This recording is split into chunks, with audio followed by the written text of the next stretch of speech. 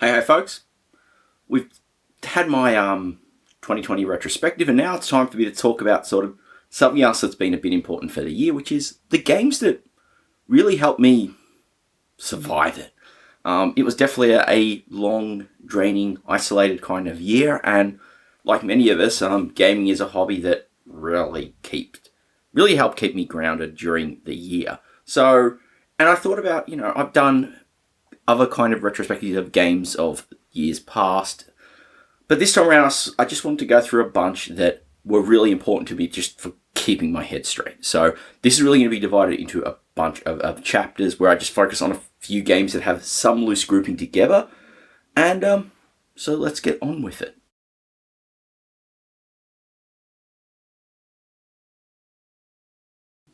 So our first category is I like to think games to chill out to. They're games that, more than anything over the past year, they're ones that I really felt I could sit down with, zone out to, and found incredibly relaxing to play, which was really good when these were a bit overwhelming and a bit hard.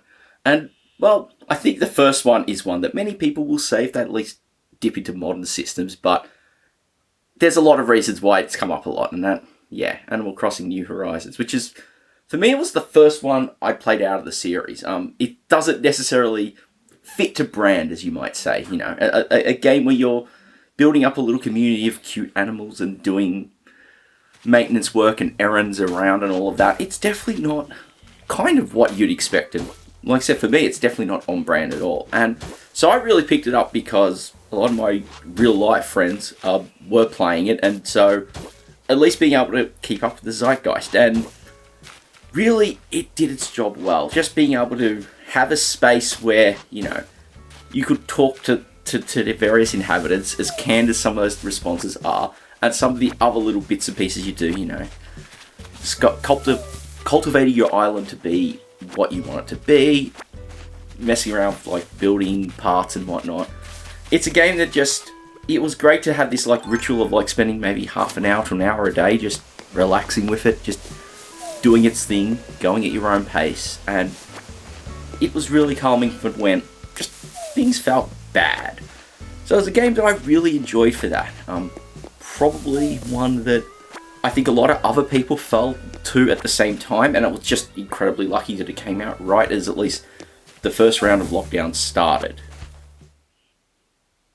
So moving on from that, the next one on my list is Fun Selector's Art of Rally. Now, I originally played the demo when they released it earlier last year, and it was like I could feel the promise, but it didn't quite click.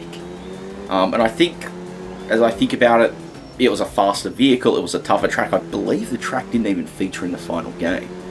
And a lot of other things like that, but when the full game came out, it just clicked.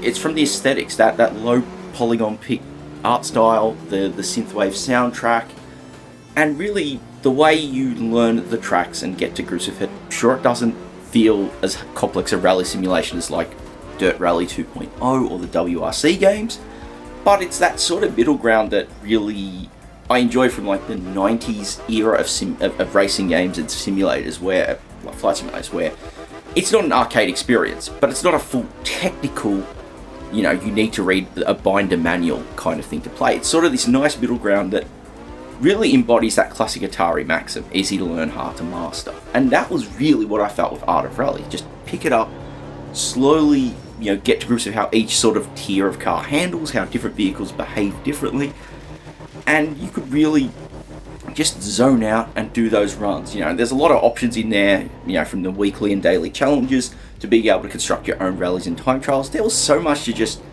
go through and work out to and relax with.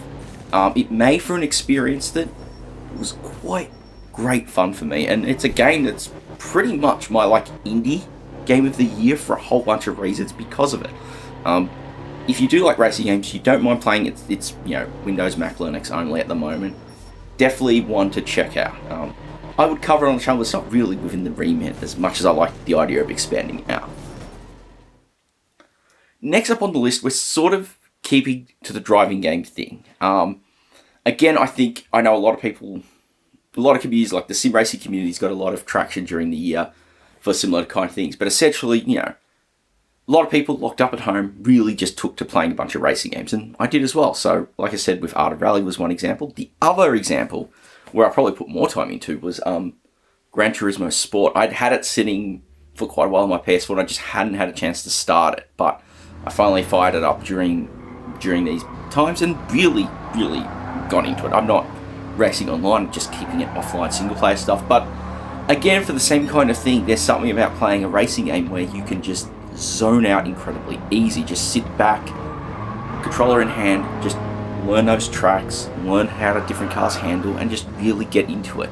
Again, it's, GT is not a serious hardcore simulation, so it's got that middle ground again that makes it feel rather enjoyable to play. And honestly, there's a good variety of cars and tracks and stuff out there. You could really just sink a load of time into it, and that's definitely what I did a lot of during the year.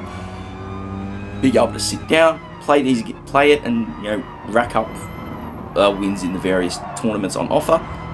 Really, was just something that was incredibly relaxing, because it's what you expect playing this kind of game. It controls well. It doesn't get in the way of you doing stuff. You're not having to unlock stuff, other than just buying cars with money. So it was really quite a relaxing experience to play through. And for the last of the chill out ones, I've got to admit it's got to be Ease. Again, playing this was one I started playing on stream, and that was sort of really, I had the Master System out hooked up at the time, so it was just like, what's something bigger I could try on stream for the first time? Oh, I know, why not do Ease? And I really found the grinding mechanic in particular just worked so well in just being able to go on autopilot. You could zone out a bit, go autopilot as you're grinding your way through at least the first half of the game. And even when things get a little tougher in the second half, there's still this kind of rhythm to it that was really good to just relax with. It's a game I found myself playing a lot, because I ended up having to play it twice, once to stream and once offline to get video for the Scanlines episode I did on.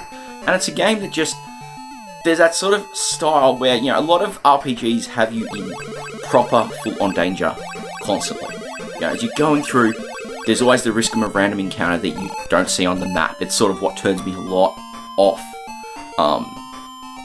Japanese role-playing games. A lot of them you just don't see an encounter on the map.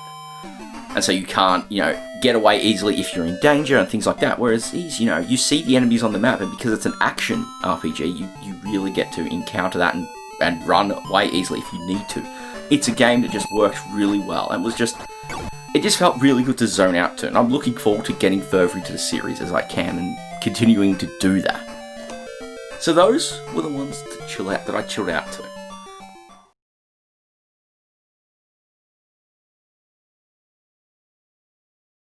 So we've had games to chill out to, and now let's go for sort of the opposite end of the spectrum. The games that were really about that adrenaline fuel rush.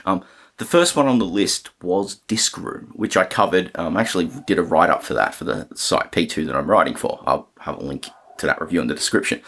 Disc Room is one of these games that, modern indie release. It's by the crew who did Minute, and if you know things, Minute is getting a port to the C64.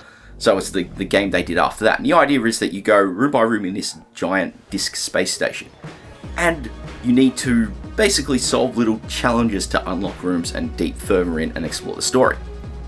The big thing is it's about dying. Like, a lot of these challenges are about surviving for a certain amount of time before you die.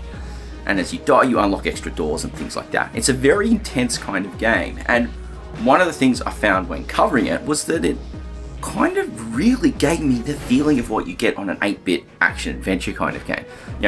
Multiple rooms, each individually named, these kind of little weird challenges and whatnot. It really gave me the feeling of what you would have playing a budget game for your C64 or Spectrum. And that's really what sort of clicked me. It really endeared me to it. You're digging through these rooms, having to do this challenge a bit at a time.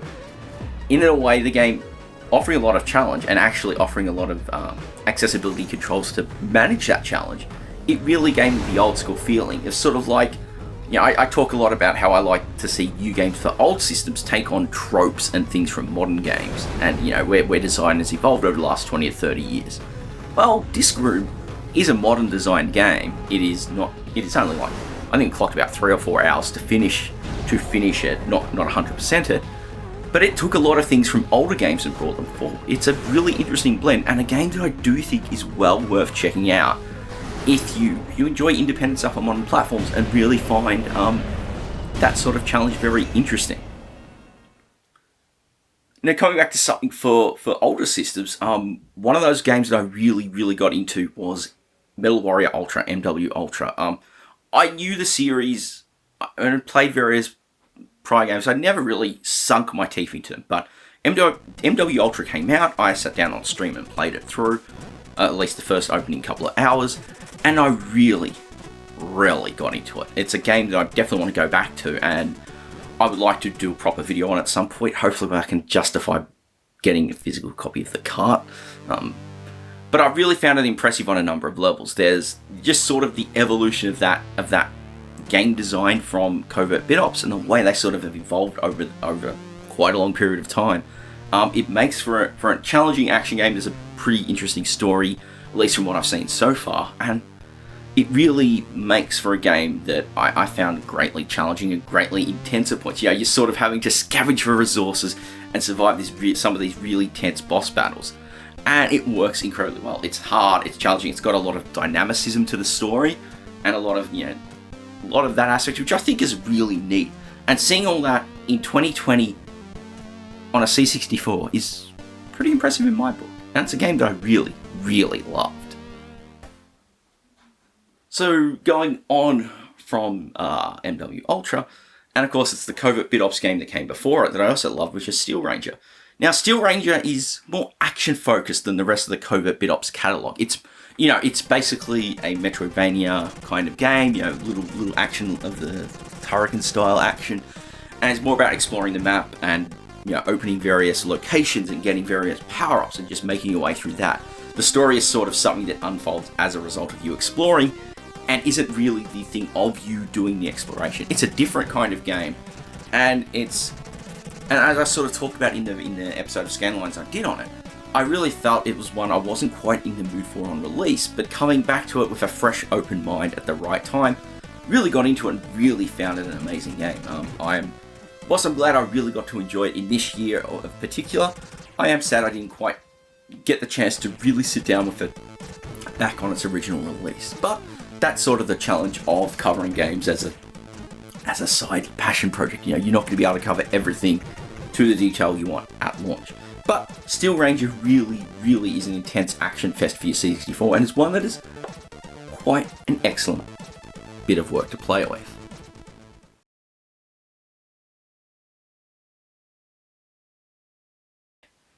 So we talked about games to chill out to, and we talked about games which offer a bit of a rush. But now, sort of building on from that, is really, well, my favourite genre is shooters. I enjoy a lot of shoot 'em ups, and there's a lot of them that I played during the year, some of which, of course, I covered on the channel, and some of which I didn't. It's a bit of a late install arrival for the year, but technically the M2 Alesta collection, which is an import and is quite a good import, really was one where I put a lot of time into basically at the end of the year. It of course carries basically the two Master System Alesta games, or Alesta Power Strike or Power Strike 2, which I covered independently, along with the two Game Gear games, and also a brand new Game Gear game for 2020, so that's pretty darn awesome. That's definitely the standout of the pack for me, because it's a brand new shooter, it's really intense. It's honestly like the kind of intensity that the team that M2 put together to code that game for this pack really is beyond what you'd expect. Like, I look at a lot of shooters on homebrew systems. I look at a lot of ones that I missed on 16-bit systems in particular during the 90s, and really, GG Alesta 3 manages to keep up with them on a grand level. It's also got me going back, so of course I played Power Strike 2 Master System, and I covered that on the channel, and that's a game I really enjoyed, and it's pretty much like my Master System top game, and one of my favourite 8-bit shooters. The original Alesta, I played more on the MSX, and it's a game that I do find really hard, particularly because of slowdown and sprite flicker at the same time pretty much overwhelm me. And the Master System version, Power Strike 1, does kind of suffer the same problem. But thanks to the pack, the emulation which M2 wrote, they've included things like being able to turn off overdrive their emulation so it doesn't slow down, it doesn't have the sprite flicker. And so what that means is, yes, the difficulty goes up, but at the same time, it really lets you learn the game a bit better. And I found, going back, I've actually started playing the Master System Power Strike the last few days, and I've really managed to actually start making progress in that game for the first time. Like, being able to switch from playing it on the Switch with the emulation, letting me understand the game a bit more. And that's one of those big things as well, is the M2 gadgets, which let you see what's going on, cannot be understated for learning how this game works. So this is a compilation that, yes, is only on import, but it's well worth your time importing it. It's also on PS4. I pretty much think it's pretty much the same quality of stuff because, Master System Game Gear are not exceedingly complex systems to emulate, but it's a great tribute piece. Going on from that, another indie, I covered it on the channel and I really got to enjoy it heavily, was Fire Shark on the Mega Drive.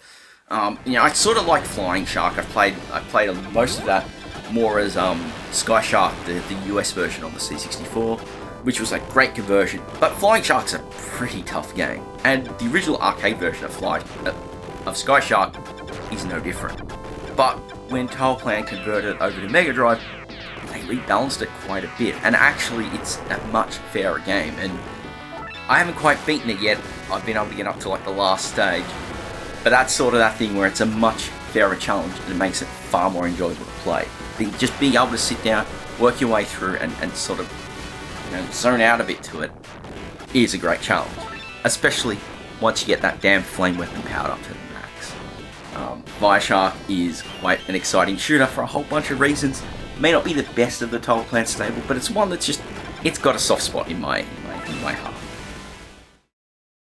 And though not entirely a shooter, I have been playing a bunch of Guardian Legend on the NES. I sat down and played this on stream, and it was like I've had that sitting around for a while and really managed to fall in love with it because it's a compile shooter with this sort of exploration element. They've done that in games like in like the Gavelius game. Can't really say it's a series, much like in Gavelius. So you've got that sort of action shooter fest in the dungeons, and then sort of more exploratory, like you expect in a action RPG kind of deal. And you upgrade weapons and unlock various areas. It's an interesting hybrid that you might not think works, but quite frankly, it does, and it works really well. I may have only gotten a small chunk of the way in from my time on stream, but I definitely want to go back and finish it. And I think it's definitely one where it would be definitely worth a bit of talking about at a later stage. For the last shooter, it is Zeta-Wing. I have not really had a chance to play Soul Force, which came out a little too late. But Zeta-Wing was a nice little C64 release, late, most of the way through the year, sort of building upon a lot of the concepts from Neutron, Sarah Jane Avery's previous game. But she's sort of really gone for this different kind of feeling with Zeta-Wing, and it's quite a challenging one. I admit I struggle to beat stage 2 a lot in my time with it. It just really gets that feeling of what a good shooter should be. It's easy to pick up. The waves aren't too abusive. There's a lot of great technical work done on the C64. There's no flicker or slowdown. Great sprite management, and it really goes to show what you can do with the C64 in this day and age. It's a game that is quite challenging, quite thrilling, and quite a bit to it, and it's a nice little budget release. It came out at the wrong time for me to really get a chance to give it a good shot for some coverage. But maybe when I get around to doing Soul Force, it'll get tackled on as a bit of a B-side.